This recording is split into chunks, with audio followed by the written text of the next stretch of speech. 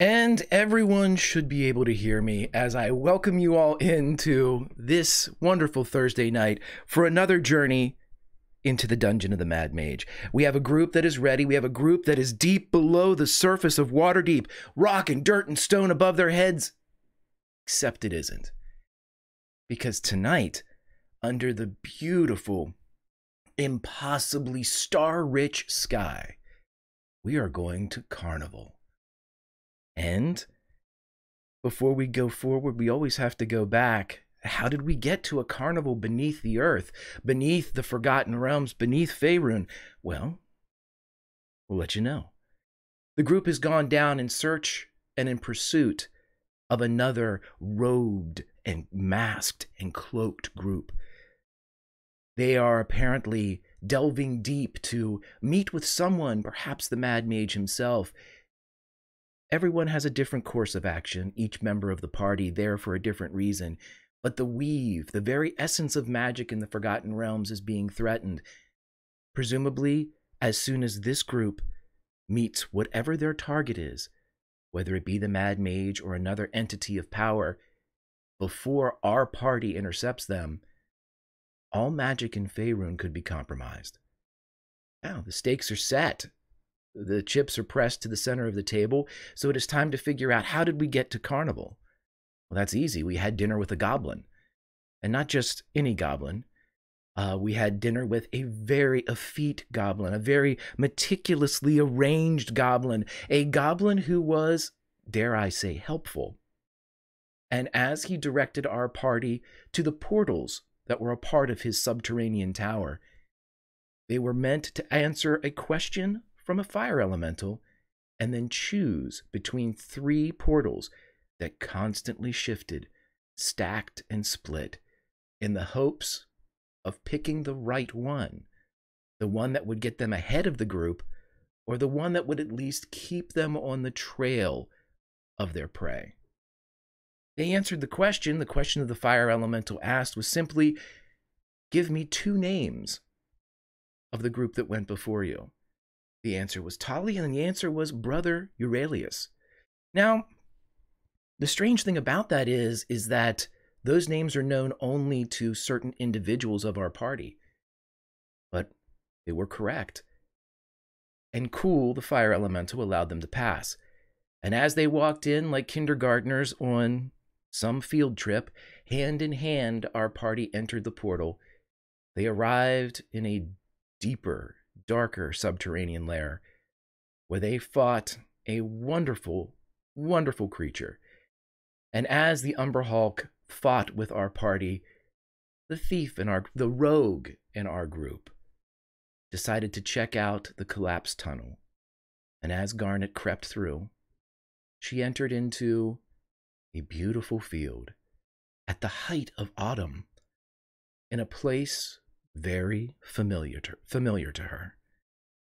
And as we pick up this episode of Dungeon of the Mad Mage, I will let everyone know that if you wish to interact with the narrative and add your own bent into the story, as this is a cooperative storytelling channel, please look down and you can see how you can aid or hinder the party. And also, I would let you know that if you are a fan and wish to run Dungeon of the Mad Mage yourself, this particular telling of the tale is made only to enhance my player's perspective, as the Dungeon of the Mad Mage is a backdrop. It is spoiler-free, and anything I use from Dungeon of the Mad Mage is used lightly. You will not ruin it for yourself to watch our adventure, because I can tell you this carnival comes straight from Garnet. So as we bring in the rest of our friends and have them enter into the narrative, I will simply ask this, as it is time to ask, as we always do here on Tales from the Grim. Garnet, you are standing before a beautiful field just at the tip of twilight, where darkness is now going to begin its temporary dominance of the sky. The aforementioned star-rich half of the world is glittering and gleaming with impossible gem-like reflections, pinpricks of light against an ebony back. This beauty is not lost on you, for this is home. And before we bring in everybody else to ask what they will do, Lauren, I'm simply going to ask, what would Garnet do? Turn around and go back through the tunnel. Roll me a perception check.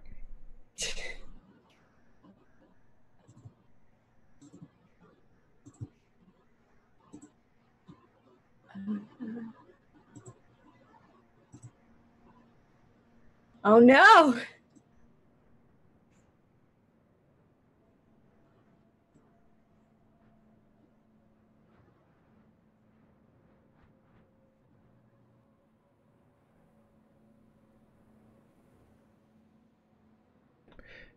You turn around. I was muted. You turn around expecting to see the collapsed tunnel that you had just exited from, but instead, you see a beautiful glade.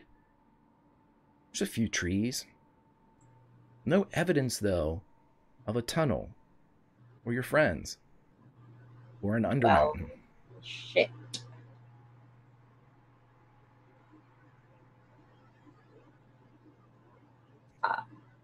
This is bad.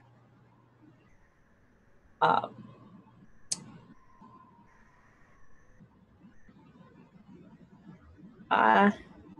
want to make sure that I'm not dreaming or hallucinating, or I Sure, like, sure. Yeah, I want to make sure if I'm actually home or if this is just like, I don't know. I will tell you what. Let's make a wisdom saving throw. Okay. To see if you feel the wind. You can smell the breeze. It smells like home. Now you're catching different whiffs of different scents that you haven't experienced before, coming from the tent city that is arrayed about 50 yards away from you. There are flags tipped on pikes atop the tents, and as they blow in this steady, constant, warm wind, you can see every color in the rainbow. Everything here in this place, in your home, is more vibrant, deeper. It is to be experienced more fully by the senses. For anyone else, it's an extreme moment. For you, it's the norm. Yeah. Okay. Well, I'm gonna put my hood up, and I guess I'm gonna walk in the other direction from the carnival because I need to get out of the Feywild. Absolutely. And the Feywild is where you are. And as you turn to walk, roll me another perception check. Oh no, I don't want to. 13. I'm controlling so poorly. I hate this. Lauren, this time as you turn around and start to walk, you can feel it. Being a being from the Feywild, you realize you're not getting anywhere. Each step seems like you're producing the power to go where you need to go. But if you had to make a guess, this is the Feywild's magic. It is magic that is bound by only a couple things: a curse or a promise.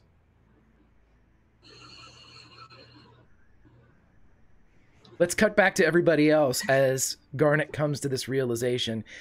The rest of you, we left as the Umberhawk had been placated a bit after being smacked and cracked and beat up. And I believe we pulled away just as the Paladin, fingers outstretched, ready to touch the Umberhawk, presumably to heal it. Is that still Gorbrin's course of action? He's got his hand out, and he's got one hand on his shield, so he's got it up next to him. He's gonna reach out and be like, "Can you understand me?" Its alien eyes, the insectoid bent of the head. If it makes an acknowledgement, it's lost on you, but it doesn't move. Okay. I communicated into its mind with awakened mind before. Can I kind of like, am I getting any like feelings from it back? You're getting feelings, but not a response. So if it has an ability to communicate, it's deliberately not communicating. Yeah, I'll probably say I don't think, I'm not sure it can understand you. I'm not sure. He's gonna try and undercome it again. Just like, if you can understand me, I'm going to heal you now. And I ask that you leave us be. I can translate if you want, using my brain. Right, I forgot that you can do that. How do you forget that? It's very, very intrusive. I am standing directly next to a creature that could probably tear me limb from limb. Do you want me to tell it that it can tear you limb from limb? No. Tell it that I intend to heal it, and I ask that it leave us be. Okay, I projected that into its brain. You don't get a response again. However, you do get an emotion of fear, but it seems to be holding steady. It's not getting... This is a creature of a primal bent, of fight or flight. It's teetering on the razor's edge between those two feelings. Fight, flight, but it's still got this element of almost aggressive fear. Not a broad spectrum, but you can sense that. It's still spooked, but it might attack, it might not. I don't know. He's going to bring his hand. Gauntlet's going to touch the exoskeleton. He's going to place his hand on its arm. Just keep looking at it. And he's going to whisper a prayer just like. And he's going to cast Cure Wounds at 2nd level. And use up his last 2nd level spell slot. So it's going to be 2d4. Well, 2d8 plus 4. This creature. Go ahead and roll that for me. And I will check the box of never DM'd an Umber Hulk being healed before.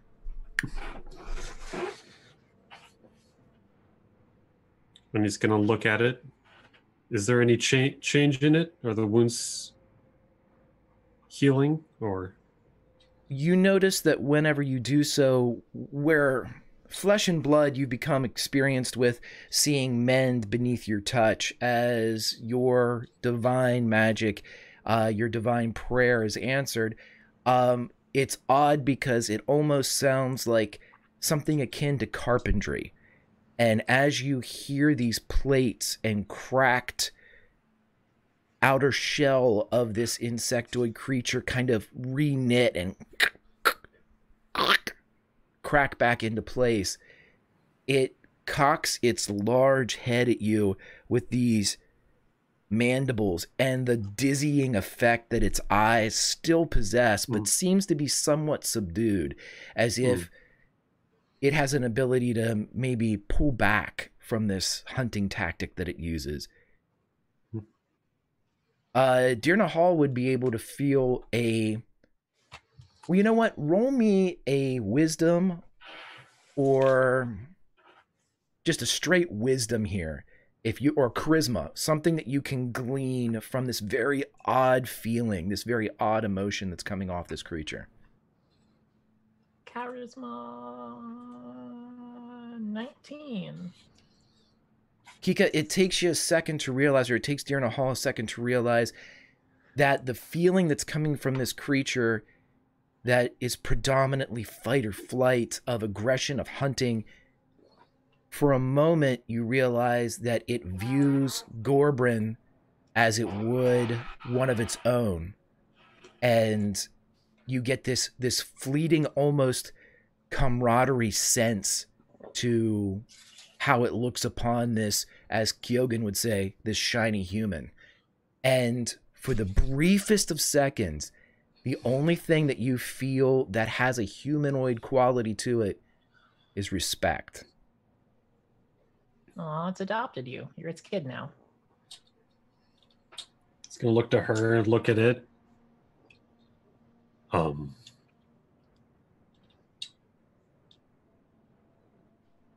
Is that a good thing? I don't know if you like these things. It's better than fighting it. So Right.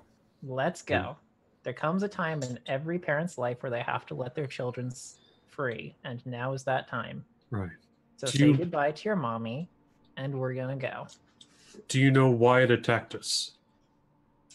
I don't care. We are probably in its territory and should maybe be more concerned with the fact that Garnet hasn't come out of that tunnel yet, and I don't want her to get very far. So if you don't Yeah. mind, Yeah. I think Right. Kyogen and I are going to start walking. You can take all the time you need to leave, and we'll be that way. He's just also gonna. might have wanted to eat us. There's also that. Oh, right, food. I grab Kyogen's hand and start walking towards the Do tunnel. you have unlimited rations? Kyogen just throws his maul in his shoulder. No, Tunnel. I have a few days worth. I was just gonna give him this. Give it one of these shaken. pies. I say, and I hand Corbin the pie. Where did you get a pie? Don't worry about it. This Don't eat reminds it me of a yourself. place that I go to. You probably shouldn't go there anymore. Why? What happened? Owner got arrested. Oh, Give what does this pie smell like? meat. Right, he's gonna. Don't eat it. Just give it to the thing, and we're Yeah. going. He's gonna give the pie to the Umber Hulk. He's just gonna like set it down on the ground. Then Okay. just follow the rest of the group. There was an animal handling check coming, but you set it on the Yeah. ground. Okay. Yeah. So the creature reaches down, but not with its hands. It's upward limbs. You see it take the large pincers and gently, almost surgically, pick up the pie and hold it in front as it slowly backs away into the tunnel and walks off to whatever fate that pie will bring it. Yes. I think rest- that went well. Kyogen and Karis, you two have moved ahead of Dirna Hall and Gorbrin. What will you do as you get to the edge? You can see that in this collapsed tunnel, there is space enough to maneuver through, even for Kyogen. Army crawl. Actually, So- no, I make Kyogen go first. Yeah, so I like to. Can I see like this twilight, starlight sort of thing at the end? Seems totally dark to you. You see some light. It looks as if Garnet may have lit a torch on the other end, or there's some naturally occurring light. Much like in here, you have that kind of bioluminescence that seems to be aiding in underlighting this place. So it looks like more of the same. And it's just a straight path, right? Well, no, you're ducking down and crawling over and, turning sideways, and you're really kind of negotiating through here because you're much larger. So it's a kind of a weave. You're bobbing and weaving through this thing. But I mean, there's no side tunnels, is what I'm trying to get at. Roll a perception check. Alrighty.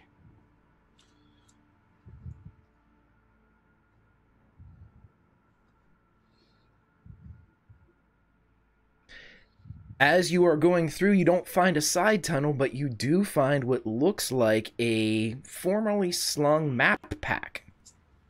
Something that would be like an Indiana Jones side satchel. Karis, come here. Look at this. What is it? Some type of satchel. I want to do a peek. What's inside? Is it maps? I want maps. Roll a perception check for your peak. Now, if you want to go and pull it out, that's no perception check. But I mean, yeah. I'll just Just gonna open it. Just plop down. Yeah. It seems to be an awful lot of paper, various types of paper. If you were going to cast a guess, it might be a cartographer's pack, somebody that is in the process of mapping, but you don't see anything that would be complete. There's charcoals in there, different various chalks, things that could add color, small. There's an inkwell inside, what looks to be a large quill, a broad quill. And there's even a wax stick that would normally be used for some type of, if you were sealing a letter or, using a ring to make official some type of document. It's a long strip of red wax, but it's a lot of almost like office supplies. It's the Forgotten Realms. You just picked up like a Staples pack from somebody. And there's no like signatures on anything to denote whose it might have been, like a name sewn into the tag because the mother didn't want them to lose it. There's no identifying marks. There's no initials. There's no, it's not branded or anything like that would normally be some type of uniformed equipment. Like if this was from a group, maybe a military operation, they'd have some type of brand or stamp in the leather. You don't see anything like that. It's probably privately owned. Well, this is probably not the best place to do an in-depth investigation into a pack of paper. So we should probably just look at this later when we get some rest. Let's move along. Garnet is probably ways away by now.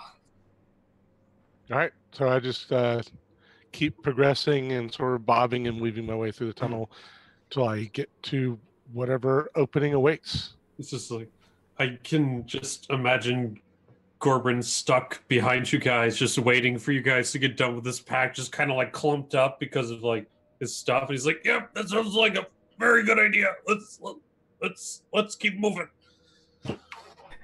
Yeah, to the sound of metal on stone, as Gorbrin, anytime, it's like a flint opportunity whenever, or a spark opportunity when Gorbrin, just because of his size and the, covered in metal. You guys are stealthy, you're heroes, but at the same time, this is a very difficult place to manage through. So with large folk like Kyogen and Gorbrin, you eventually make your way through, and Kyogen, you're the first to pull yourself free, and there seems to be some type of like a moss or some type of a growth right at the outside that's bent a bit. It's almost like a grass. So it's sort of like hanging in front of me? Yeah, it seems to be. It's kind of draped and curtained over what would be the exit to this tunnel. All right, so I look back over my shoulder. It appears we have reached the end, Karis. Wait here a moment. And then I sort of holding my maul, sort of stealthily look through the hanging moss. You look through and you see what looks to be a cave beyond. This is really strange. Usually at the end of a section like this, Garnet would wait for us, like when we were going down to meet the goblin. She would stop after every area, more or less. We should really keep moving. Yeah, Do I see anything like any type of emotion or movement in the cave beyond? Give me a perception check.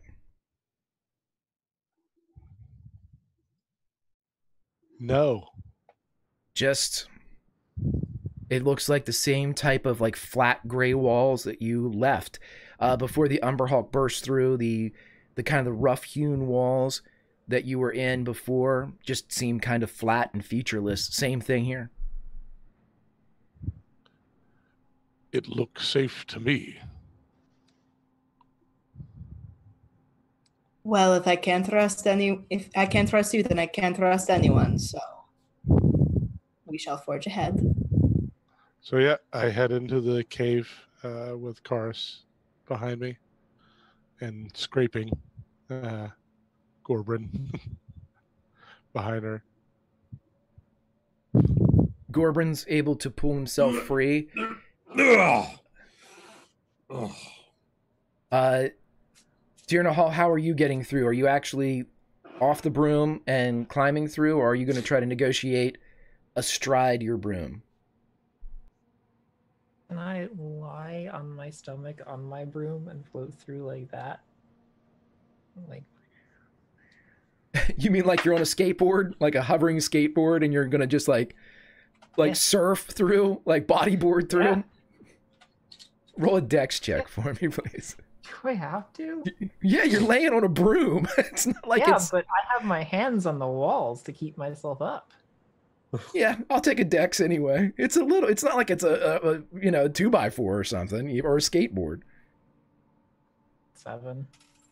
Okay, you know what? You do it, but it's not as... It's a good thing you're in the back, because there's a couple missteps, where you get Hemalig, who's kind of hopping in front of you, looks back with that one big monocled eye that he has right now, that he took from the goggles that were gifted by the Lass of Lyrics, and looks at you oddly, like, and you even hear in your mind, "Come on, boss, you're embarrassing me," a couple times as you kind of slide off, I and dismiss him. he disappears, and you see the monocle just hit the ground and spin. I pick up the monocle and put it on myself. You are -1 albino raven, who's also a bit of a smartass, and you have a new monocle that enhances your dark vision. I come out the other end and I nudge Gorbrind like almost too hard. Ow! What? I put the monocle on his face. And as I like to wave attunement for a lot of things, as soon as the band goes over, it smells a bit of Hemalig, but as it fits much in more proportion to your face than it would the large ravens, small ravens, you look through, and via your right eye or left, if you decide to move it around, you can see 60 feet with this kind of black and white vision.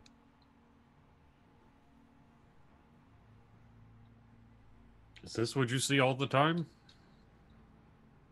I'm not colorblind. It's not... In the dark. That's a dumb question. It's... How can you see so far? I just grab the front of his like armor and pull him along. He's just looking around, just like confused, just trying to keep like one eye closed, because if he keeps like both eyes on, it's just like this weird clash.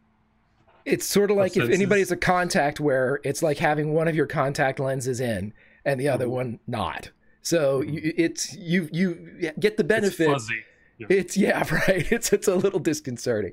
As you all stand up in this new cavern, everyone roll me a perception check. Because of my shield, I have advantage. Oh. Two perception check. Oh. But you have a monocle, so you can make the perception check. Right. 12. All right, so as you all look around, it takes a little bit longer than perhaps it normally would, but a couple things are noticed. The first by Kyogen. Kyogen, you were in there first looking around, and you continue to examine.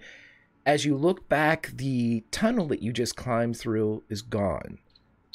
And as you turn with these gray, flat, nondescript walls, you feel a breeze, and one of the walls moves, and you notice that as it flaps open, you see a beautiful sky outside. And whatever you're in right now, it is not a cave.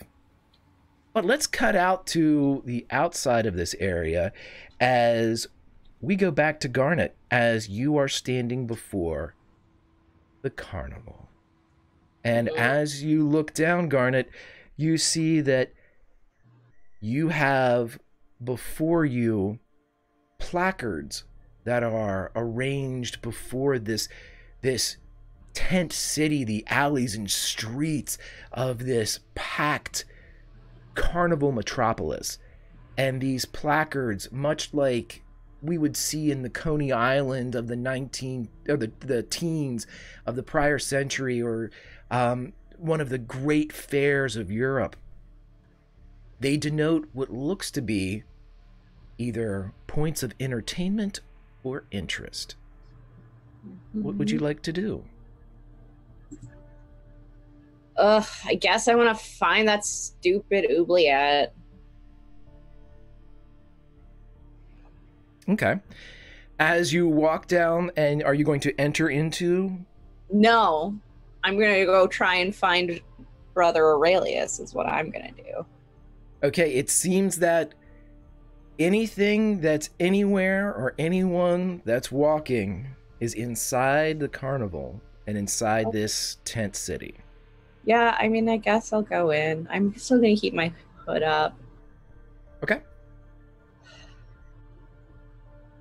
As soon as you walk in, roll me a perception check as these placards and advertisements, begin to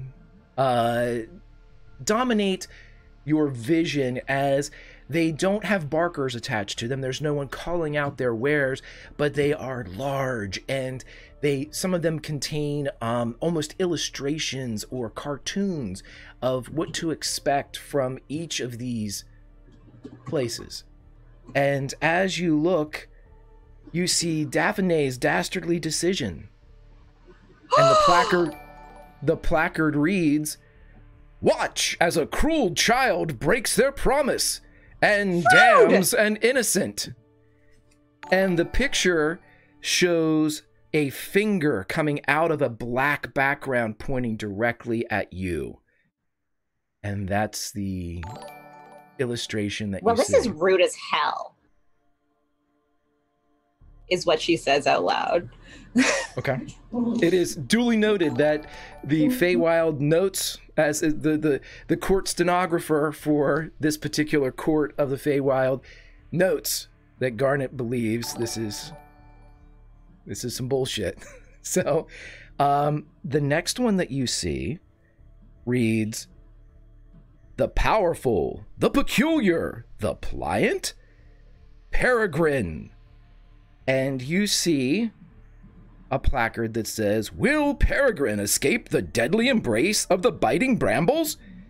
And you see a human wrapped in brambles in a cartoon that is wide-eyed. It looks as if this Peregrine is some type of escape artist, magician, but an attraction it is. And there are many more. I want to go. I don't care. I don't care about anything else. I want to go. I want to go to Peregrine. Okay.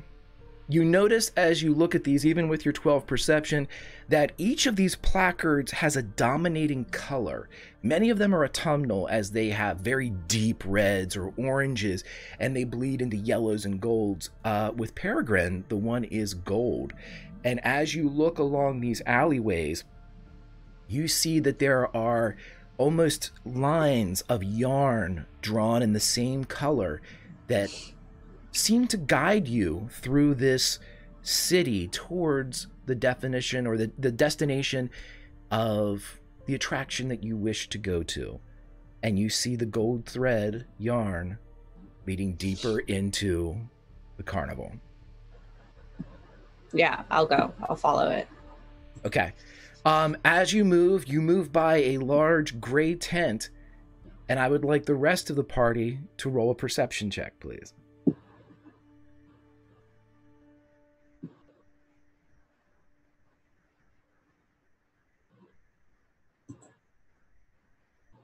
$22. Thank God for that shield. Okay, so basically everybody is able with, yeah, those are fantastic perception scores, as Kyogen and Gorbrin nat 20, Karis with a 17, Deerna Hall with a 15, which is still very good. All of you look up, and just as this flap blows open, revealing a long, almost 10-foot tall, like, flap of a tent or canvas, just as it blows open, you see Garnet with the telltale color of her hood up as she strides past this entrance, and then the flap kind of drops again. Red! Running through. Red! Garnet, you would hear this. Sorry. He's gonna clink through the flap. Okay, here's what I want. I would like a... Let's do straight dex checks here. I want to see... In fact, let's roll initiative. Roll me some initiative to see who gets where before... I would just like to point out that I can triple move because I'm a rogue. I have a 20. Okay. So I have 90 feet of movement. Right, and you made mention that you were as fast as you could in that direction. And... Room, so I have 100 feet of movement? Right, but before anyone else can react to this, even with a... Look at those initiatives. Even with 20, 21, 21, a nat 20 with a directed purpose as Garnet identifies the gold thread. Whatever hits her ears is either ignored or completely unheard. She rounds the corner and disappears into these alleyways of canvas. Just as Kyogen and Deerna Hall burst out into a city of tents. The carnival, with all of its colors, its beautiful sky above, in a world that is immediately recognizable as not your own, or at least not the one that you left. And as you see these vibrant colors that in many ways, it's a bit nauseating to those that have not experienced such a vivid quality, you see that you are inside, however impossible it may seem, you're inside a carnival. And there are placards all around. And Deerna Hall, as you pop out, you see one that says, "Taste the fresh wares of Martha Mere, Cobb Wendy, and Patty Pieces. Take a journey of culinary excellence." It shows a picture of a cupcake. It shows a picture of a little boy, humanoid, and then a picture of a little boy flying. What in the I'm assuming mind? cupcakes that make you fly. Do I see Garnet? Nope. Okay, I will take out my magic notebook and write a little note to Garnet and set it free so I can follow it. Okay. As you... That's cheating. That's cheating. No, it's not. I'm using the tools I was given. What are you writing on the note? Are you just writing, Garnet and like letting it go to just follow it, or are you putting an actual note down? Garnet, we are looking for you. I have to keep track of you, or else I might get fired. Dear Nay. Then I send it off. Okay. Where the nine hells are we? Carnival. Is there a carnival? I don't even see a cave ceiling. We're underground, right? No, we're not. We are, but we're not. As you release the paper, you've seen it done before where it usually folds itself into some type of avian, a bird of some type. This time, however, when it folds itself up, you see color sprout along the back to match the vivid quality of the world around it, and a large, almost several hand span butterfly takes off into the air. It's very recognizable from your position as it flies up above the tents. Are you following it? I can probably bring one more on my broom because it has kind of a high carrying capacity. So I'm like, Kyogen, jump on, we're going. Okay. And he sort of awkwardly straddles this broom. This is strange. Hold on tight, and we go. Corbin, do you want to take a bet on if Kyogen falls off? I think he might. Are you not concerned about where we are?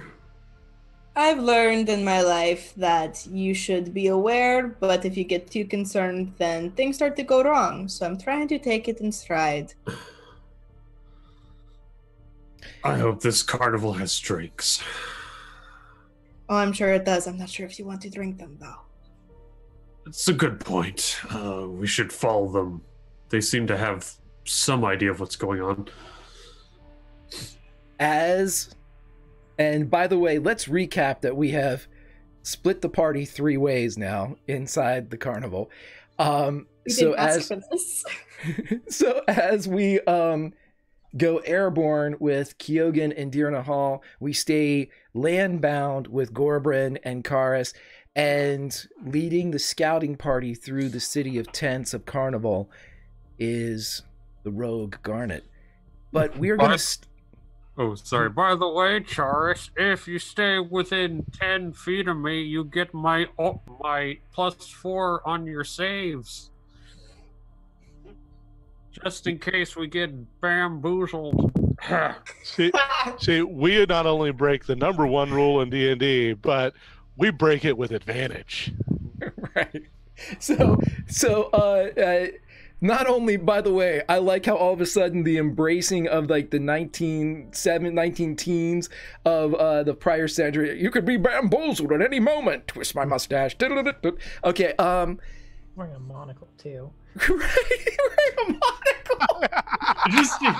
just Gorbrin just like looks at this place and then just turns around and is like, stick with me, kid, or you'll be bamboozled. And just twiddling his mustache. With the... Wait, I got to write that down. That's next week's promo. Bamboozled Gorbrin.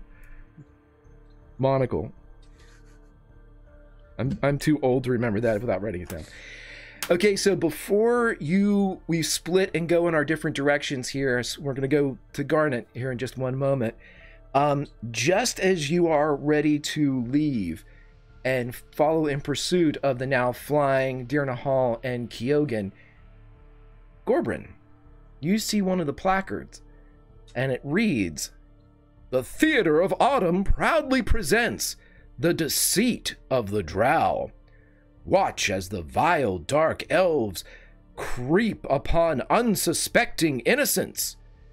You see a picture or a cartoon of a small girl with a teddy bear with only one button eye, and dark, slender hands are reaching from the shadows around the periphery of the placard. And there is a red strip of yarn coming from that one.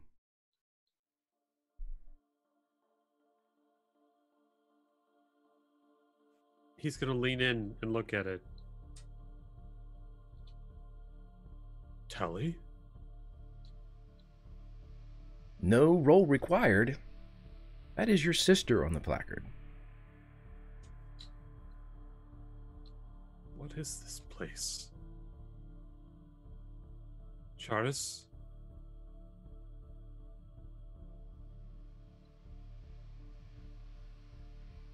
I mean, other than the obvious carnival, do I know what it is? Is there a placard that speaks to you? Is there, Greg? There are many placards. It seems the streets are lined with them. None that you can see right off the bat, Okay. though. Okay. I have to follow this. Corbin, we have the rest of our party to find. You need to find Red, yes? And I need to find Kyogen and Diarna.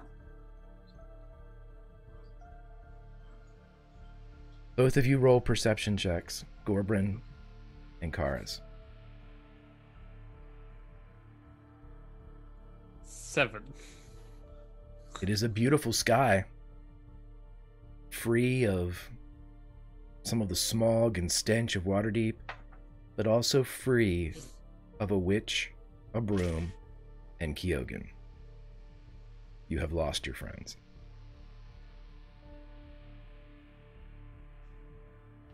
Sorry. Corbin, I know it's not like you to get distracted by something unless it's important, but I think this is more important right now. So we should really go, yes?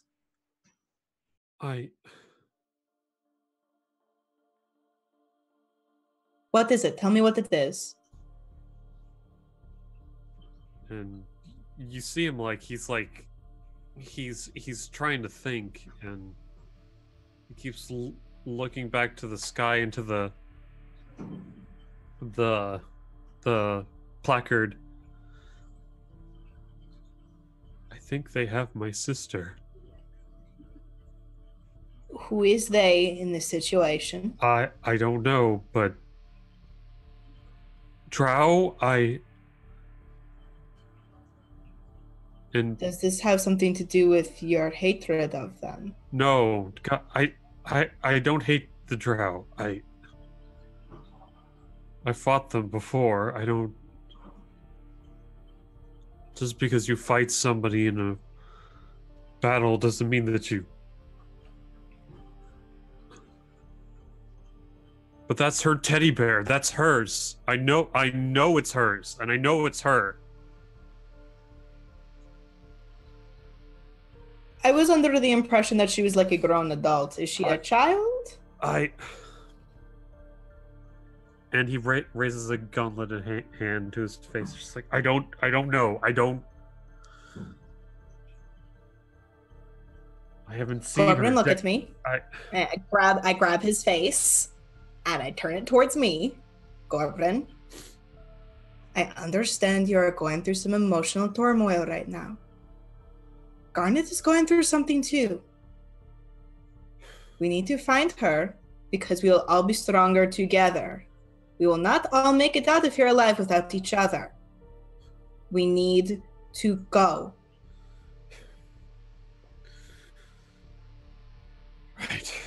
Right, you're right. Right, we need to find them.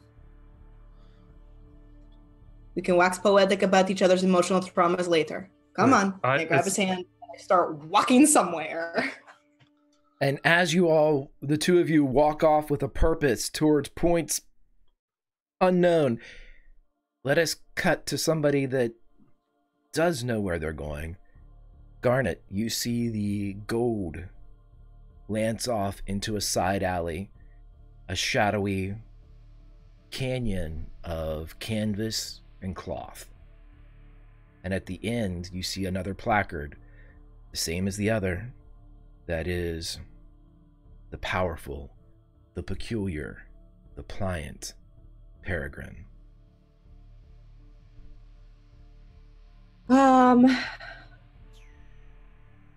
There's a tent. Okay. I'm gonna go in. Okay. As you push open the flap, it's a darker quality in here, but with night already falling, or what passes for night here in the Feywild, you see in front of you a raised wooden stage, but unlike the stages that you would see in Waterdeep, with the the dead wood that has been trod upon, the boards that have been pranced about by dancers and actors for decades. This is still a stage, but it is living, as the boards themselves are the roots of some tree that has lent them towards the purpose of performance. And you see again the placard on this living stage, and you see that there are living benches that are arrayed for an audience to sit in. There are 2 to 3 patrons that seem to be awaiting the performance. All of them are of Fey ancestry. They are elvish in profile. They don't turn to look at you, but this seems to be a theater. Is there like a backstage? You see that the stage does have entrances from the rear. I will go through them. Okay, roll me a perception check. Come on, dice. This time your eyes do not fail you, and as you go to kind of step up onto the stage, you see that the stage itself begins to bristle with bramble and thorn around the edge closest to you, as if some type of natural defense mechanism has been triggered by your proximity. And the closer you creep, and at the speed in which you approach, the more barbed and long these thorns and brambles become. It is as if it is growing more aggressive with your approach. I don't care. Okay, how would you like to avoid... I'm assuming you're not going to just, like, you know, impale yourself Yeah. onto these. Tell me what you'd like to do. So this, I mean, these brambles are very much like the brambles she used to play in growing up. So I think she is probably pretty familiar with kind of like, you know, moving around and trying to get through with like the fewest scrapes as possible. Okay, so you could definitely do some type of feat of acrobatics to get through here. Yeah, that's what I was kind of thinking. Yep, so as you flip and plant and post across this growing and living and now aggressive stage, go ahead and give me an acrobatics check. All right, and I will use an advantage because she's done this before. Nat 20. So the patrons that are in the audience believe the show has obviously begun as you post and flip and spiral and spring from hand and foot, arm and leg, as you deftly maneuver through these blades and these thorns and these gripping pieces of nature. Not one of them touches you. It doesn't touch your cloth. It doesn't touch anything that you're wearing, not any your hair, your hood. You are perfectly unscathed as you make it past this defense mechanism and enter into one of the tunnels behind. Perry? Perry, where are you? Roll a perception check. Yes.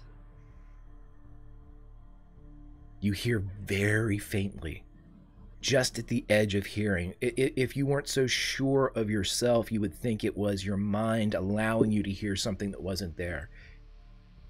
But you hear, "Help."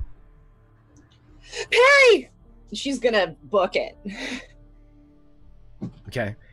As you run deeper into this tunnel, which is less of a theatrical backstage and more of a hole beneath an ancient oak, as you run, if anyone, perhaps the patrons back in the theater were to watch, as you run, unbeknownst to you, you are running on floor, on wall, on ceiling, on wall, on floor, as you run spiraling down into this tube that is a hallway. And it opens as a bulb would of a perennial, and you rush into a room, and there before you, you see Peregrine wrapped in brambles, suspended, feet to head at the ground, dangling from feet. And as you approach, you see that same defense mechanism, that same aggression of the brambles spike through the ones that are wrapped around him, and you hear him as you can see that they are growing both outward and inward. There's nothing Perry. else in the room. Perry, what happened?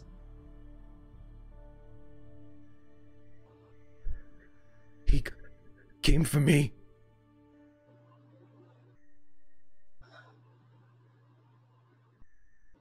Couldn't find you, they said. Came for me. Wait, who? Who came for you? The Lord. Apollos? Nods his head as best he can. Oh God, I'm so sorry. Look, after I helped you leave, things got bad and complicated, and I was really mad at him for what he did to you. God. If I try and step closer, does it do the brambles like attack them again? Since you rolled a 27 on your perception before, I will give you a little bit of additional knowledge. As you even inch towards him, you can see that on the brambles closest, as he's hanging, on the brambles closest to you, you see their edges creep towards you as if they're reaching, and he begins to and you can only assume that on the inside or the interior of this twine and these brambles, it's growing into him as well. However, with a 27 perception, just over his shoulder as he kind of dangles and spins, you realize that on the opposite side of Perry, away from you, like the area furthest or farthest away from you, it seems as if the length of the thorns decreases. It's almost as if it's sacrificing one side to augment another. So wait, they're going towards me? As you walk towards him or advance towards him in any way, the brambles closest that he's wrapped in, almost like imagine rope, the closest to him, it's growing towards you as if it's kind of trying to stab you slowly. And you feel as if, as he's reacting, that whatever length they're protruding towards you is also growing inwards towards him. But on the opposite side of him, with your 27 perception. No. The thorns are getting smaller. I missed all of that. Okay, did you... the closest I get, the thorns get long. The thorns grow towards me, but if I go far away, the thorns get smaller. Right, and then in relation to that too, as they grow longer towards you, the ones on the opposite side, farthest away from you, get smaller. So it's almost as if they're growing longer towards you on the one side at sacrificing. So if you're somewhere, if you could be in two places at once, you can arrange it where the closer you get and the lengthier they get against you, the other side would be free of brambles. Okay. Yeah. I can't be two places at once, so. Which leads us to a nice segue as we jump back out into the sky above the Carnival City, as I would like both Deer Nahal and Kyogen to roll perception checks.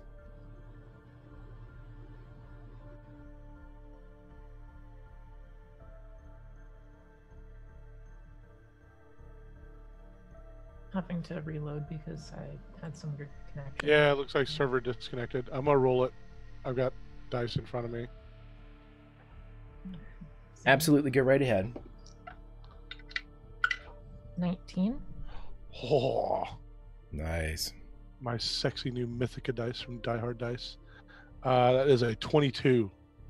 Okay, so both of you are in the same ballpark with this bird's eye view as you're flying through, and as you are chasing this large Fey version of a monarch butterfly. And Staffin, I got everything that came in, my friend. Thank you very, very much. Everyone, make sure that you have it in chat that you've received advantages.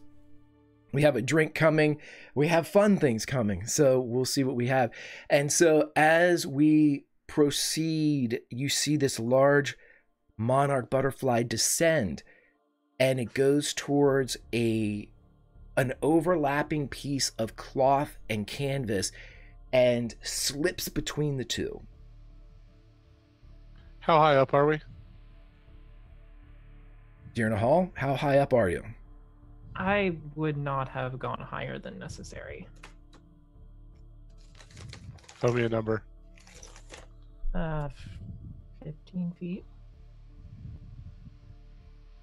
Would that You have guys gotten would us be- above the tents? Yeah, you guys would be like skimming. Certain ones of them are smaller, some of them are larger, like big top type of tents. But you would be either eye level with the majority of these tents' roofs or above them. So you're pretty low in the tent city geography. Okay, I immediately jump off towards the entrance. Okay. And when I see him going, I'm going to use prestidigitation to light a fire on a tent behind me and follow him. Okay. I love it.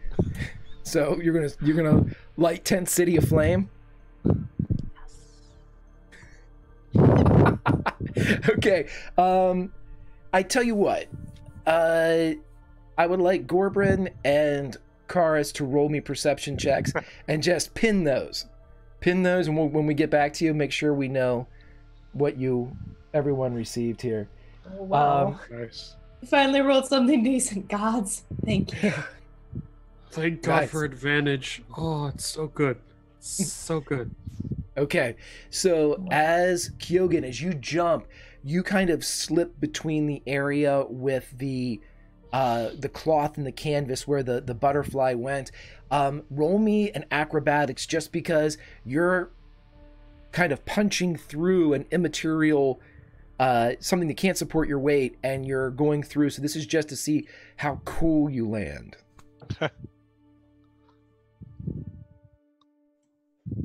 It's cool enough. Eh.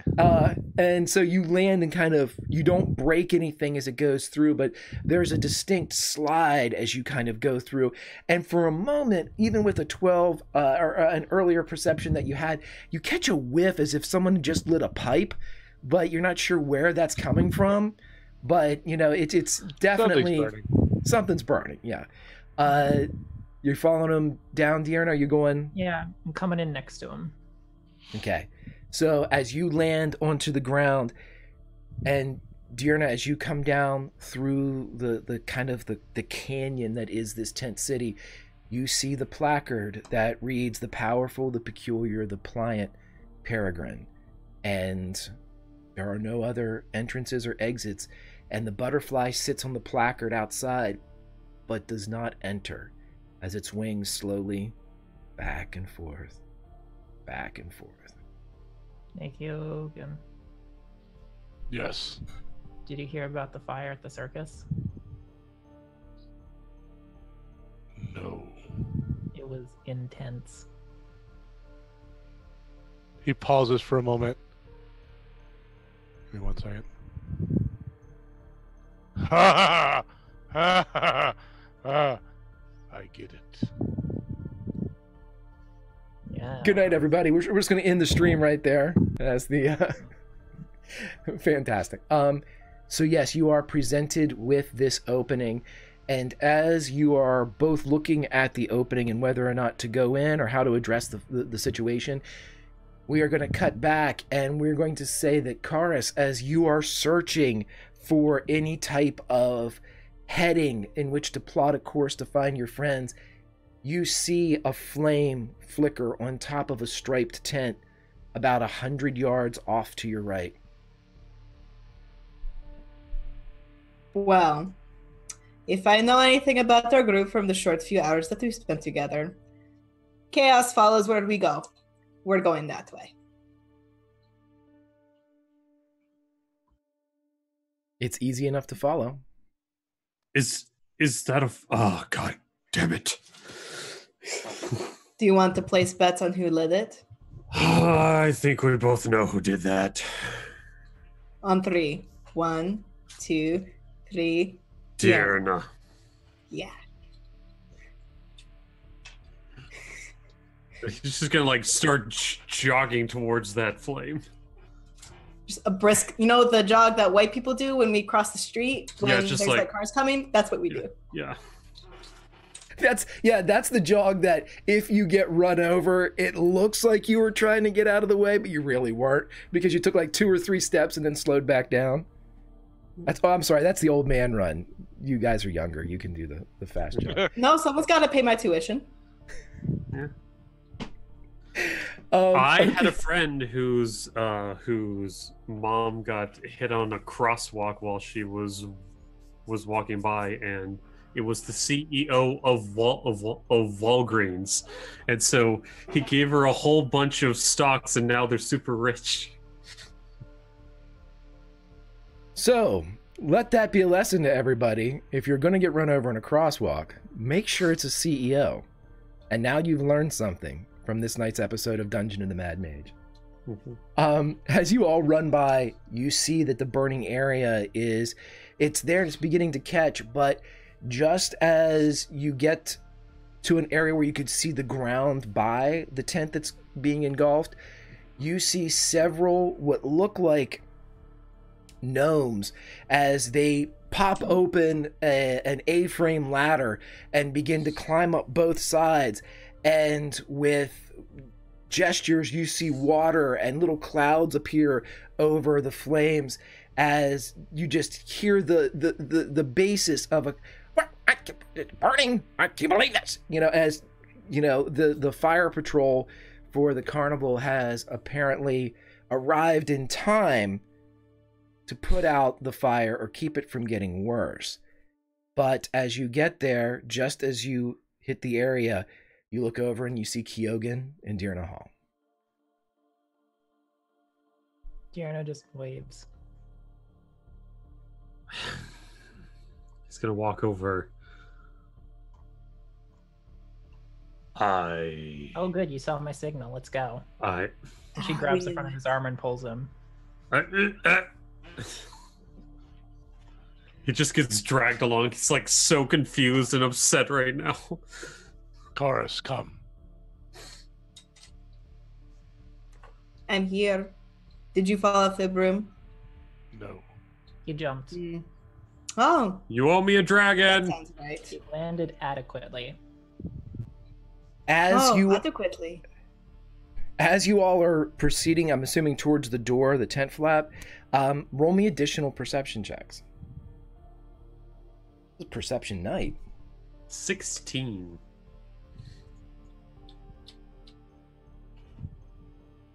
Okay. So, with 16 being the highest, Gorbrin, you're the one that hears the almost conversational quality of the forest gnomes who are putting out the fire changes rapidly as you hear, "Oh, just hurry up. You don't want... Oh, shit. Oh, get back." As you see the forest gnomes jump off the ladder and begin to kind of back and run away. And one of them, if beard color is any indication of age, the younger one says to the older one with the gray, nearly white beard, "What's happening?" And the other one says, "It always happens when there's a fire at the carnival."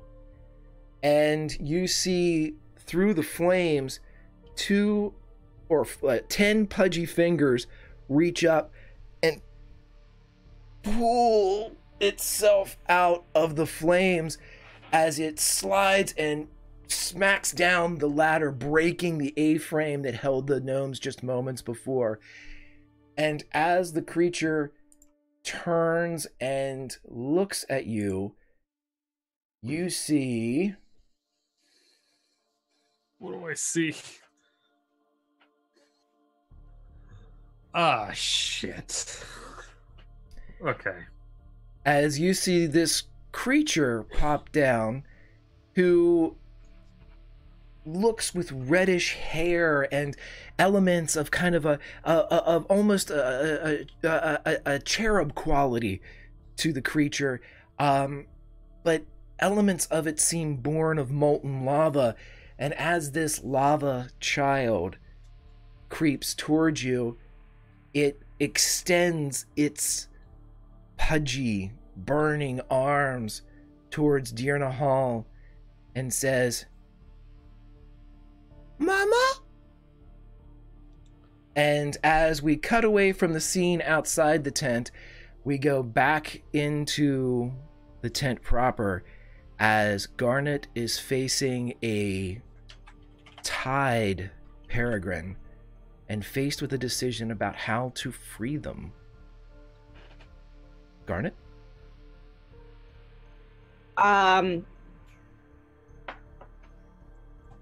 Garnet is going to look up, realize like she's alone, realizing that she can't do anything. She's like, she'll look up and she'll shout, "Fine, I'll marry you. Just let him go."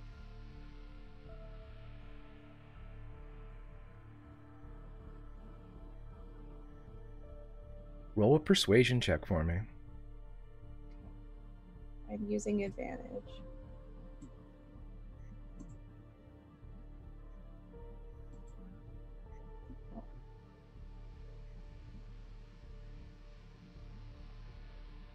And you said you're using advantage? Oh, yeah. Right. Oh, thank goodness. Oh, that's not good either. You don't hear a response, but you hear, if it's possible to hear arrogance, you hear it. It's just a tightening of the air, a bit of chill and the smell of Drakkar Noir or some other type of cologne, just Axe body spray and yeah, like Orange Julius and Axe body spray. It's just a little bit of arrogance as you don't hear a response, but you feel it. Is Perry okay? Perry just seems to be hanging there, and as you kind of maintained your proximity from him, the thorns and the brambles have not grown into him anymore. You can see that he's suffering from wounds. If somebody grabbed you and threw you into a thorn bush, you would have similar wounds. However, these brambles, the longer they get, the more knife-like they get, and the more scratches become slices, become puncture wounds. He seems okay, though. He doesn't seem in danger of dying because of his current predicament. Seriously, what do you want? Look, I'm sorry. I ran away. Perry doesn't deserve this again.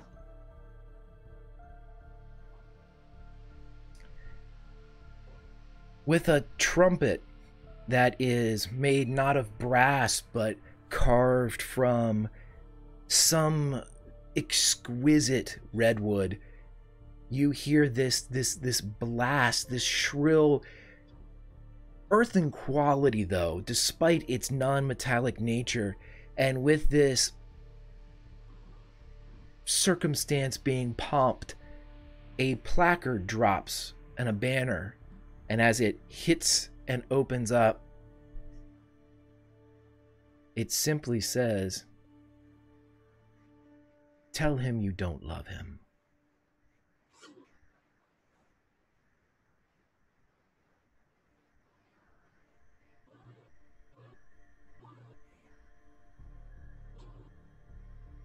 I don't know.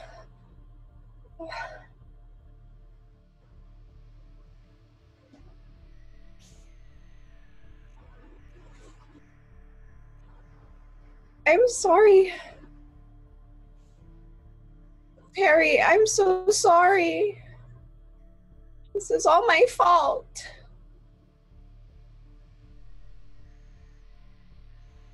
It's okay. It's okay. We'll be okay. It's okay.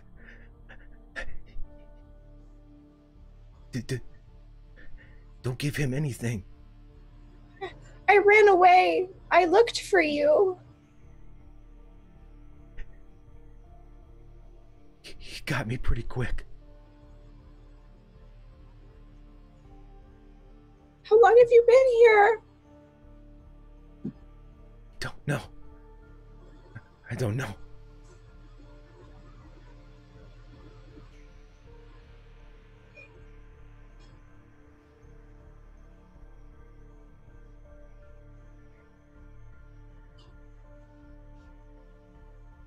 It's asking me something that I can't do. He can't see the placard from his position because it's behind and above him as he's hanging. Don't worry about me. Get safe. No, I can't. I don't know. It was a trap. It was all a trap to get me, and they used you as bait. What do you want, Apollos? Why? There is another pomp and circumstance, and another placard drops, this one ivory, lined in the same gold thread that led you here. And answering your question, it says, I want you to suffer.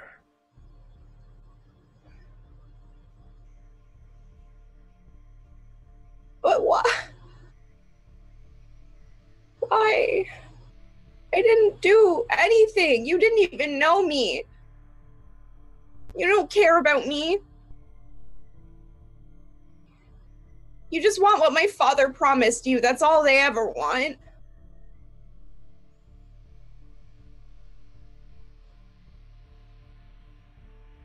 You hear a whisper from directly behind you. The breath smelling of Orange Julius and Axe body spray. As the voice says, I always get what I want. And let's cut away to our group that is outside the tent. And as this cherubic figure moves closer to you all, you see as it draws up, flames begin to lick over shoulders, runs up the round, fat face of this creature as it moves forward and opens its arms for a hug. Mama? What would you all like to do? Dearnay Hall's demeanor like immediately changes. Like she straightens up and she forces like a smile on her face, and even her voice is different. And she says, "Oh, baby, look at how big you've gotten. Wait, I've brought you something." And she digs into her pack and starts pulling out these pies and laying them on the ground in front of the child and says, here you go, eat up." Roll me a persuasion check with advantage. What the fuck is going on around here? This works. I have dirty 20. Its eyes, black around, all white with burning irises, get wide. And it puts its hands out and it sees you and it stumbles as if it's just learning how to walk. Each step onto the ground causing a blackened footprint. You see kind of over the shoulder of this creature, the gnome's going, "Oh," and the younger one says, "Well, what do you do?" And the older one goes, "Oh, we get the fuck out of here." And they run off. And as it's coming towards you, it looks down at the pie presented. Oh. And it gets down on its knees and begins crawling, and its mouth unhinges as it opens and begins to take in the entirety of the pie. Plate, pan, contents, and all. She's gonna try to Kiko, eat all the what- pies in hopes that it'll like fall asleep afterwards. What do we have? What are we dealing with these pies? They are pies that contain human meat. Okay, they have protein. Wait! You gave Gorbrin a pie full of human meat To an Umberhawk. Well, Yeah, it wasn't for Gorbrin. Is it Ginny Green Teeth pies? I don't know what that is. I think on one of them she might try to slip some herbs from her herbalism kit to give it something that'll make it kind of sleepier. Okay. Okay, so you're attempting... Otherwise, these are normal pies. The mystery Yes, ingredient is, yes, Sweeney Todd. So as, you know, it continues to shovel in as many as you will provide. Roll me like a sleight of hand check as you kind of dash, and you can do it with advantage because this creature has already shoveled in at least one and believes itself to be. Come on, dice. 14.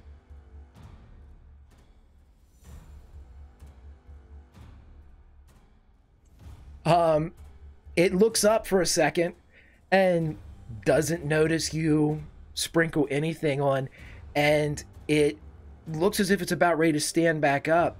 But as soon as you present another pie to ground level, much like a bulldozer, it just on all fours creeps forward and takes in another pie. Okay, I'm just Let's gonna see. keep on going with these pies until it tuckers out. Okay, what's your spell save DC? My spell save DC, that would be, I think, yeah, 15. Okay, I'm gonna take this one down by a little bit because it's not technically a spell, but it's super fucking cool. So I'm gonna take it down to a 13 because this is from your herbalism kit. It's not, and this creature is gonna make a con save. Oh no, con. And I have a as question. I know Yeah. that's probably not like it's not rule standard, but I have the spell sleep. Can I like sing a lullaby to help this kid go to sleep? I'm 'Cause assuming it this has a is lot of creeping me out. HP. well, the thing is that with a belly full of pie and with the love of their mother, the lava child curls up and and it burps and a little bit of fire comes out and it falls asleep per the application of ingredients provided by Deerna Hall. But there is a lava child asleep in this area, and the group, it's right in front of you. How do you wish to proceed here? I want to awaken mind to those gnomes, if there are any still around, to tell them to like deal with this. I'm just gonna shuffle off inside. What do you say to them as the gnome fire brigade is I'm just like, I put it to sleep for you. I'm sure you have something, like some procedure for dealing with this from here. Just do it.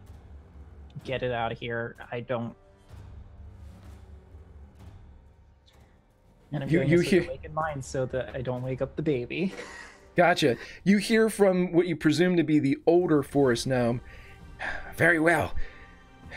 Initiate the lava child protocols. And they apparently have something in place for this very instance. But you're of the opinion that they're going to at least attempt to do something with this child that is outside.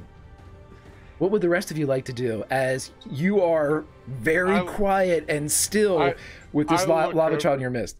I look over at Dearney, I look at the bag, and I look at the pies, and I will never eat anything that you prepare. I didn't prepare these.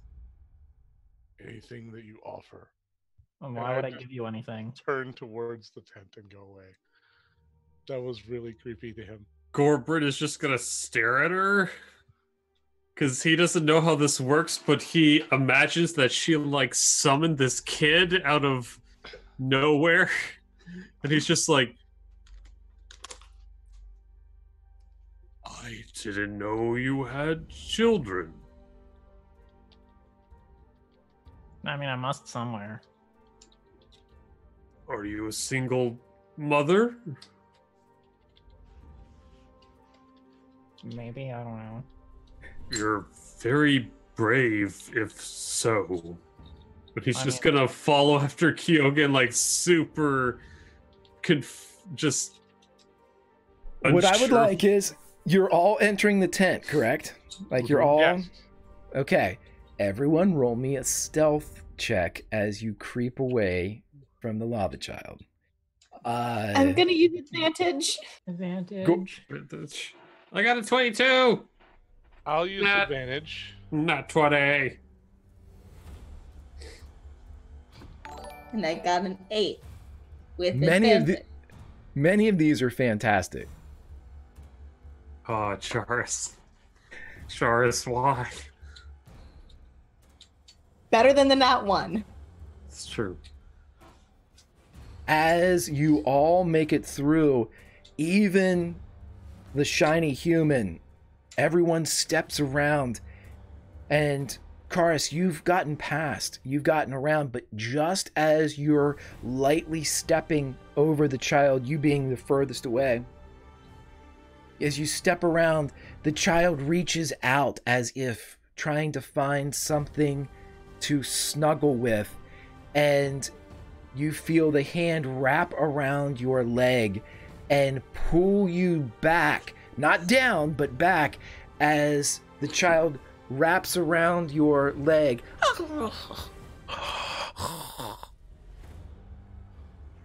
You are grappled by a sleeping lava child. Like my lip curls in distaste, and I ponder for a second, just cutting my foot off.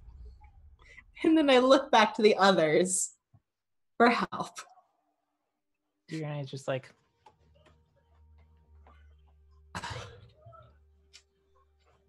I'm going to cast. Well, Gorbrin is going to look to her, look to Dearna, and say, I pray that we all have patience and understanding, and that we get through this in one piece. And he's going to cast Bless at first level on Kyogen, Charis, and Dearna. So you have a 1d4. So when you want to get out of that grapple, there's a +4. Well, there's a 1d4. I will take an athletics or an acrobatics if you want to try to get out of here. With advantage, if Can I assist? yeah. Tell me how you all want to do it. You all set the scene for me. I'm just floating over on my broomstick and poking her on the forehead and giving her guidance. Okay.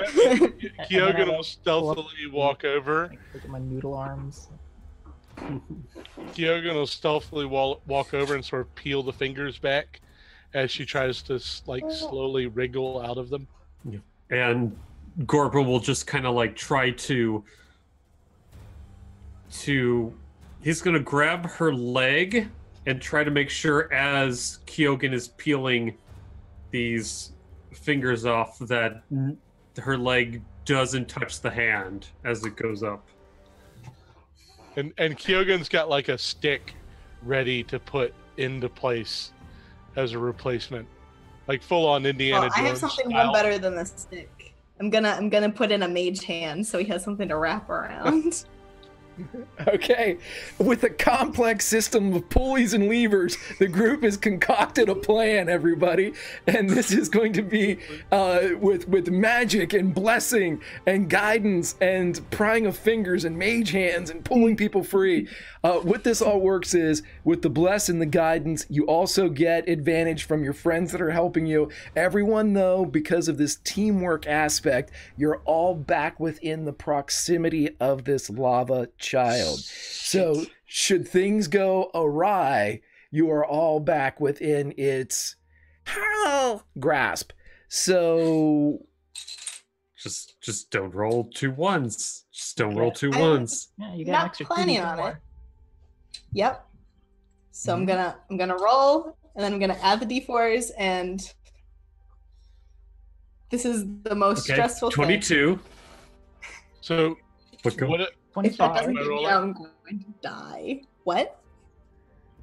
What am I rolling? no, Oh, you guys are Just me. yeah. Okay. Everybody contributed It's to if the she advantage. fucked up, we'd be in a world of hurt. Yeah, you guys would be back into it. So, but as the team comes together, with the unlikely result being the extraction of Karis's leg from a lava child, you bond over the funniest things. But as you all pull her free, the mage hand kind of caresses the chubby cheek of the lava child, and it belches again. Fire comes out, and you all are free and able to enter the tent. But just as you all enter the tent, we are going to cut back to deeper in the tent as Garnet feels the breath of Orange Julius and Axe body spray. I'm gonna turn around. Apollos is there. And describe him for everyone. I have no idea what they look like. Right. They're taller than her, but other than that, I'm tall and pretty good looking, I assume. Long hair. That's pretty much all I got.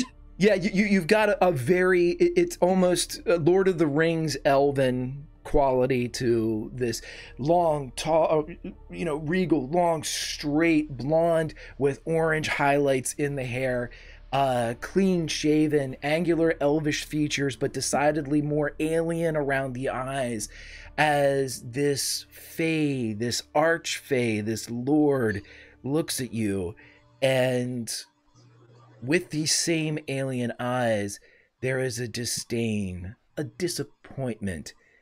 He is dripping with just absolute arrogance and condescension. This isn't about Perry, okay? What?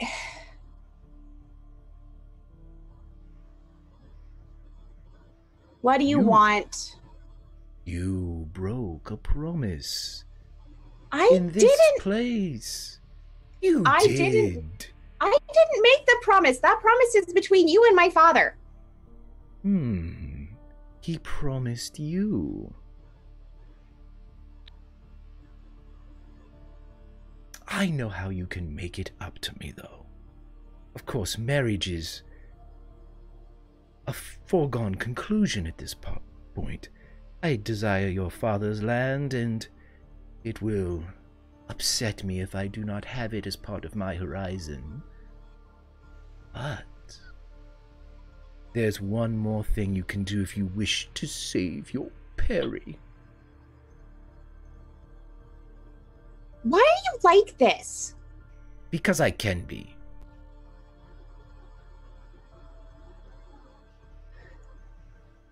I don't even... What? He points over Perry's shoulder, and you see, just barely illuminated, a new tunnel. Find your way out.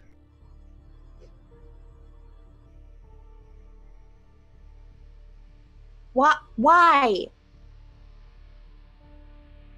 What could you have suffered from me leaving? I was gonna come back. I just wanted to wait a couple centuries until you stopped, until there wasn't a huge target on my back, because all of a sudden I was married to the Archfey who has the most desirable piece of land. And what? Just why are...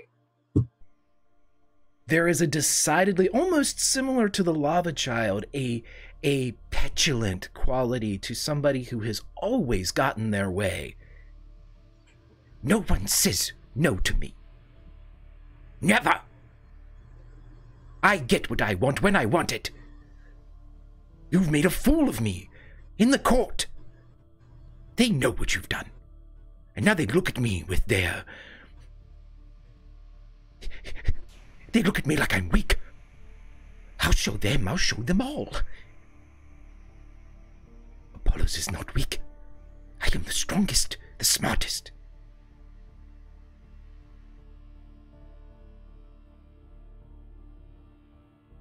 And he points again at the tunnel.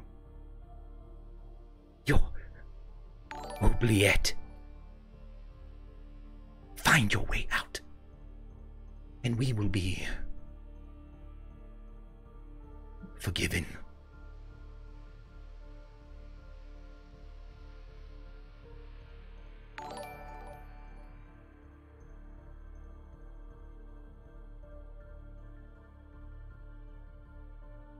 Do we hear any of this?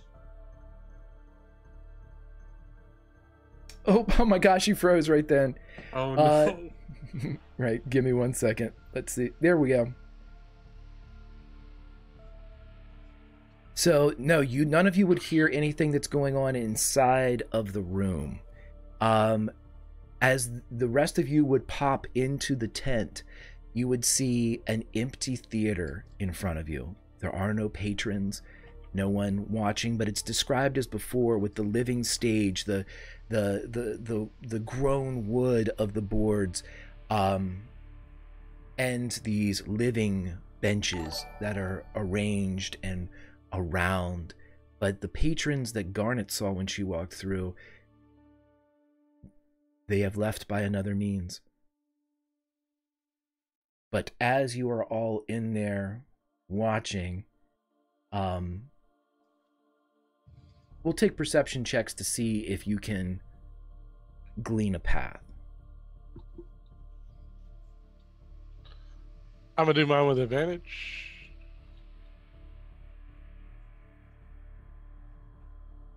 $14. Dirty 20. Okay.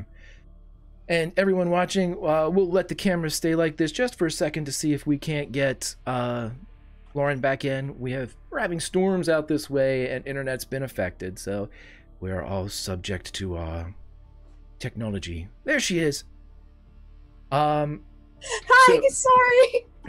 No problemo. Dearna Hall, you are the only one that hears the following. And Lauren, how far did you get in my arrogant speech? I get what I want when I want it. Oh, okay. There was a lot more of the same. And basically, he would just say, you pass through the oubliette, and all will be forgiven. And Dearna Hall, you hear everything from that point forward.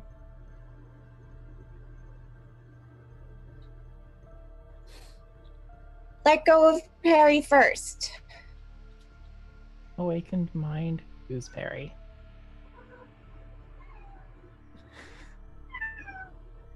You'd feel that in your mind, Lauren. Garnet would feel the question. I'm not paying attention. Gooseberry. Do you need help? We are here to provide you with aid. I give you my word Who would you that like Perry will not be harmed. I can He throw will be lightning at released. someone too if you want. So Garnet is going to head back up toward kind of around to the other side where the spikes aren't like aren't there, and aren't as long, and she's going to try and send back somehow to Dirna Hall, like, you should come, but you should come in the room, but I don't know how much I can put that in a feeling, but that's what I want to try and communicate. We're gonna say DM ruling, you get exactly that feeling. Dirna, come, but only yourself. I say, wait here, I need to go pee, to the rest of the party, and then I just go ahead. Insight check? Because that's super weird. It's not weird to need to pee. Oh my god, just don't screw this up for me, guys, okay? I'm rolling with advantage on this. 22. Okay. What do you do? Yeah, it doesn't seem right, but Dirna zips through on her broom, and through this corkscrewing tunnel that Garnet narratively went down, you corkscrew down on your broom, unknowingly going 360 as you proceed down, and you pop up in a room and you see the narratively described beautiful figure. You smell Orange Julius and Axe body spray. This is an archfey of the Feywild, a lord of the land. He turns to regard you, dismisses Dirna Hall, and looks back at Garnet. Are you trying to break another promise? What? No. This is my friend Dirna. Hey, Dirna, why don't you just come over here, please? Blessings of the Raven Queen upon you this day. I am here to observe a momentous occasion and record such secrets that may be gleaned from it. DM, I have a question. Wait a minute. Roll a persuasion check at disadvantage against an archfey that stops at the mention of the Raven Queen. Just a moment. Ticks. I want to use an advantage to counteract that disadvantage. Okay. It's a Cold War. Persuasion. If only it was intimidation.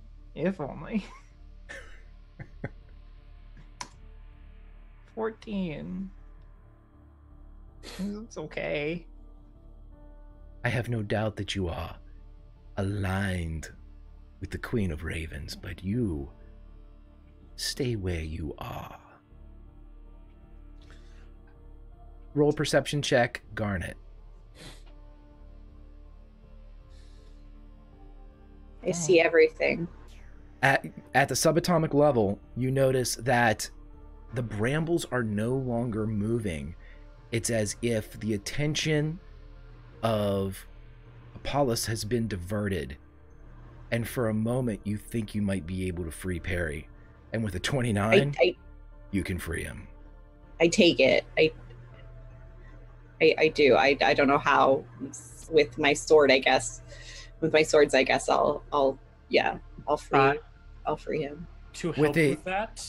Sorry. To help with that? You're not there. Well, I'm very sorry. I'm very sorry. I'm very sorry. I know, but I saw where she left, and you can all Let me have this. Let me do this myself, Dad.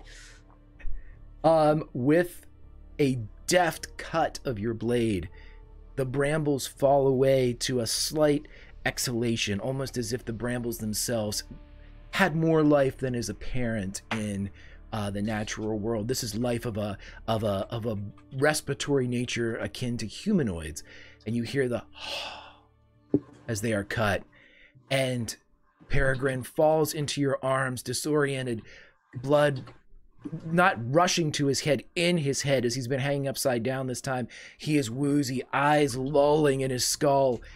You see, as soon as the cut goes down, the head whips around of the archfey, the straight hair billowing about in almost a comic rendition of unkeptness, as the pristine quality of the Archfey, his calm is disrupted, and his eyes narrow as he looks at the pair of you. And there, 5 feet away, is the tunnel that he had indicated.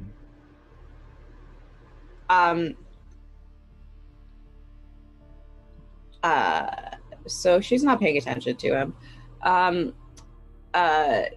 Garnet's gonna take out one of the healing potions that the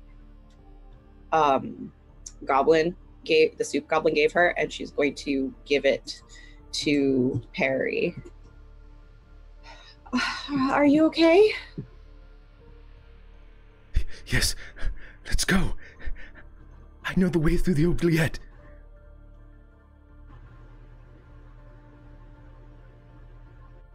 I want an insight check. Absolutely, yeah. No, she's frozen again. Oh, is she? Check as well. Okay, so... Oh, wait, Oh, she's hello, back. I'm here. I just She's wanted back. My own. Okay, with a 22, you think that Perry's probably being a little bit more generous with his knowledge, but you believe that he has, at the very least, passed through this before, that he has experience with the oubliette. He might be telling you something, though, to make you feel better about it. It might not be as easy as he's letting on. But you believe that he has been through it.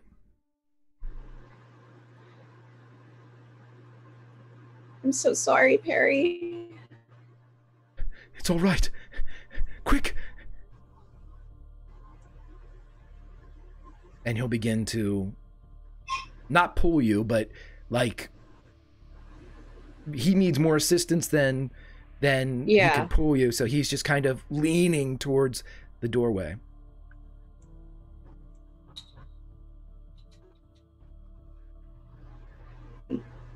I'm gonna look at Dearna Hall. Say, tell the boss I'm sorry. I can't come back with you. I hope you find what you're looking for. It was really nice hanging out with you for a bit. And she's gonna go through the tunnel with Perry. Try not to die. Dearna Hall, as you see this human named Perry and your friend Garnet disappear into a tunnel, the tunnel grows with roots and seals into a solid wall, and the Archfey, smelling of orange Julius and Axe body spray, turns toward you, smiles, and disappears.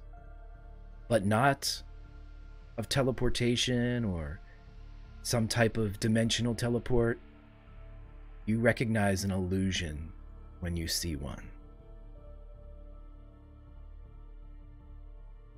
But as that happens, up with the rest of the group, as you are prepping to follow after Dearna Hall, the tent flap moves again, and you see a brightly clad figure rush in, another forest gnome. And as the forest gnome rushes in, I'm too late. We can get her back. And that's where we'll end this session of Dungeon of the Mad Mage, as we prep for next week and for the story ahead. Oh. Who knew? Orange Julius and Axe body spray. That's an anti-paladin aura right there. Let's go around and talk to everybody. Please ignore the names that you see beneath for Koros, Lauren, and Kika, as I will be putting up their regular things in chat. But let's talk to Jason first. Jason, how are you doing, my friend? And where can we find you online? And how's life? Let's wrap a bit. Yes, doing well, man. Loving my new job. Gives me a lot more time for DnD and whatnot. Hopefully, here in the next couple of weeks, again, teasing the big, huge, ginormous charity stream that we have coming up in May. Just listen out. Follow me on Twitter at JasonTDNDDM. Awesome job tonight from everyone. Legit, Lauren, I had a little teardrop dripping down. I hate this guy. Like Kyogen and just me as a person, I hate this dude and I want to kick his ass. So whenever that happens, it's going to happen really bad. Just a heads up. There's a badass kicking coming. It's yes, coming soon. This is like Tombstone. I love it. All right, so let's go down to Blenny. Blenny, how are you doing? What did you think about tonight? And let's wrap. How are you doing? How's 2019? I mean, tonight was wild. Lauren, I love you so much. Shooketh.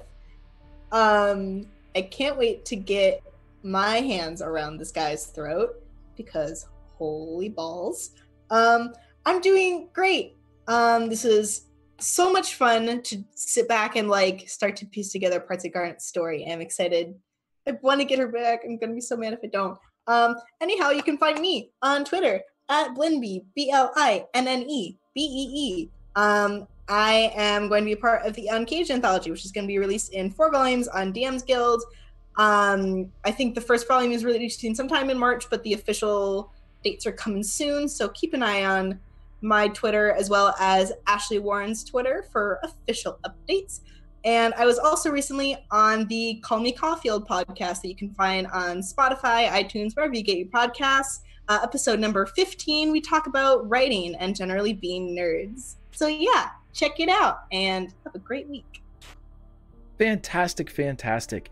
And let's jump up and I'm going to do Chorus. Chorus, how are you doing, my friend? And where can we find you? How's 2019? Let's wrap. How's everything going? Good. Let me tell you something, brother. No one messes with Corbrid's friends. No one comes up to them acting like an archfey and causing problems. You see, because I got balance. I've got perfect balance. And what I'm gonna do is use that balance to fuck over this piece of shit when I find him. He's going down like a clown downtown. Amen, brother. Fantastic. Oh, I love it. Fantastic. I'm Koros RPG. When I'm not making really bad wrestling references, you can find me on Twitch and Twitter.com at Koros RPG. I talk about RPGs, talk a lot about kind of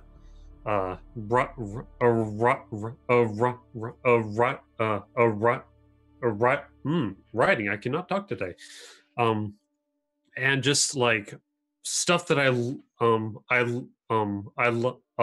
love. And on Saturdays, Sundays, you can find me on Soul Bear RPG, where I run a game called The Shattered Eye, which is a 5e D&D stream that is centered around the concept of sword and sorcery, Greek and Roman myths.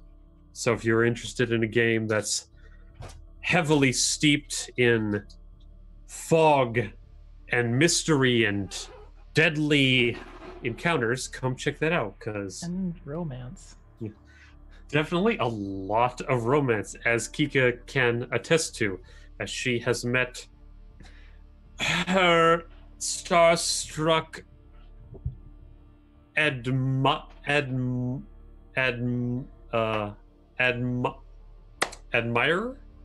I should say. So if you're interested in that, come check that out on Sundays at the Soul Bear RPG at 5 p.m. Eastern Standard Time. And sometimes Mordenkainen gets uppercutted. That is true. Last time she did punch Mordekainen in the face. I had disadvantage and I rolled 2 nat 20s. He's got a punchable face. Fantastic, my friend. Fantastic. Let's go over to Kika. Kika, how are you doing, my friend? How was tonight? And 2019. Let's wrap. What's going on? Tonight is... I was not expecting things to get as emotionally heavy as they did, and oh my god, the performance was amazing. It was so good. I almost teared up a little myself. Things were intense. I got to use my pies, which is good because I don't want to be carrying around this many human pies. It's like if you have too many of them, it's distribution. If you just have like 2 human pies, it's just consumption. So you got to be careful. You know, the Forgotten Realms police will drop in on you. There's a definite amount you have to make sure that you're below. Yeah, and Dearnay doesn't. It's okay. Eating humans is legal in the Feywild. Yeah, but Dearnay doesn't encouraged anymore. She just. Hey, look, listen. This isn't. What? Like, this makes me very uncomfortable as the only human here. Well, I'm not a sorry. food source. I am a person. I didn't make them. Do you want me to like let them go to waste? Yes. Yes, No. I do. No, we use all parts of the human here. No, Yes. I'm not some Otherwise, slab it's of beef. disrespectful. Excellent, excellent. And how is 2019, Kika? I mean, everybody links in chat for Kika, but tonight was emotionally heavy. You have a child, the lava child. There was a lot happening, really. Yeah, there's a lot about Dearnay Hall that nobody in the party knows. Yeah, so it was really interesting to sort of reveal a little bit of the fact that Dearnay might not be entirely what she seems. Love it. Love it. Yeah. Love it. You can for where I am stream wise, you can find me on Thursday mornings on the Greyhawk channel, where I play Secrets of Castle Greyhawk, where we go through classic Greyhawk adventures, where I'm playing my first ever character that I ever made when I was 13. It was Litria, a wood elf rogue. I'm on Sundays, I'm on Soul Bear RPG playing my elf fighter, who that game just got heavy.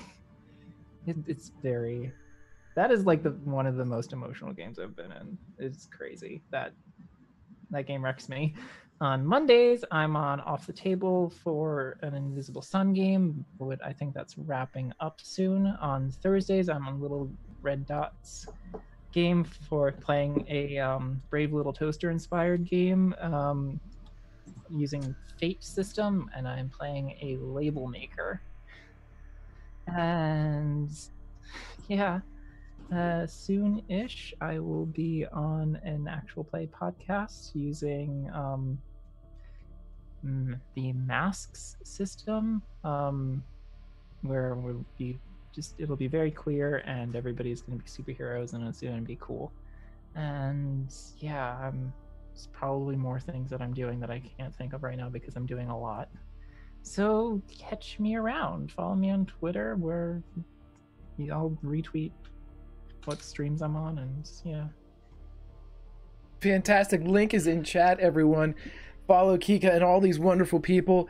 As we leave off with Lauren, Garnet, this is the beginning. We revealed elements of the backstory here, and I've always stated that I'm a huge fan of this backstory, from setting to the narrative that you constructed, just so it's very clear, this entire narrative came from Lauren. I've just embellished with Carnival and Lava Children and Axe Body Spray and Orange Julius.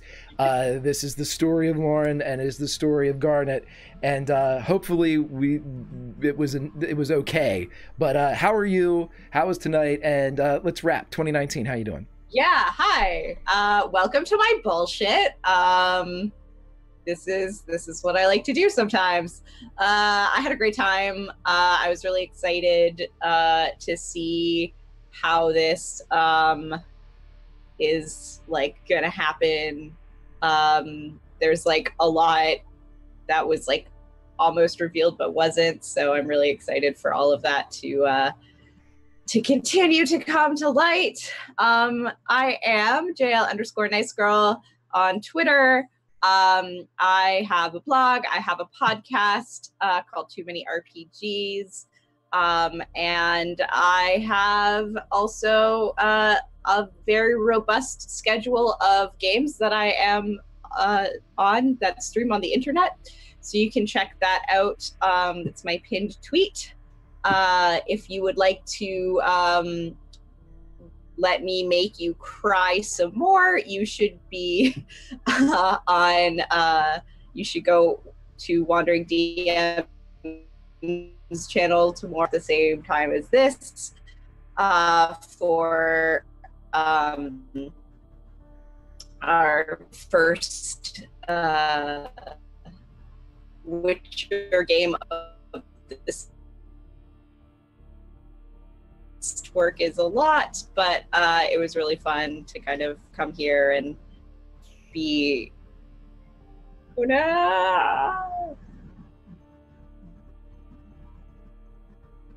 that's me. I'm done. You broke in and out of there a little bit, but I wanted to say again how much I appreciate you sharing a wonderful story and giving us a fun little place to play through. Also, I would like to say that next week we will not have Garnet here playing, but you will have a guest star in the form of the forest gnome that rushed in at the end, as Staff and TJ in chat will be joining us for a guest spot to help you all recover Garnet and continue on your quest to stop the dastardly Legion of Doom from their nefarious plot beneath the surface of Waterdeep. But I wanted to thank you all so very, very much. Chat, you're fantastic. Staffing, I cannot wait to play with you next week, my friend. Everyone here, we will be back next Thursday at this time. As far as the channel is concerned, we have a lot of fun things coming up. Next Monday, I would like we have Project Athena on Sunday night, Pulp Cthulhu, but I would really like to stress that on Monday, we have a charity stream for the Multiple Sclerosis Society. Several of our channel family lost a dear friend this week in their battle with MS, and we will be doing a charity stream for that gentleman. It starts at 5. It is a Marvel one-shot. I will be judging the old Marvel Superheroes RPG system from TSR. We have Donathan Fry as Daredevil. We have Little Cup of Joe as Jessica Jones. We have Laugh Love Lindy as Shadowcat Kitty Pryde. We have Big Pig 50,000 as Spider-Man, and it will be Actual Slack as Mr. Fantastic.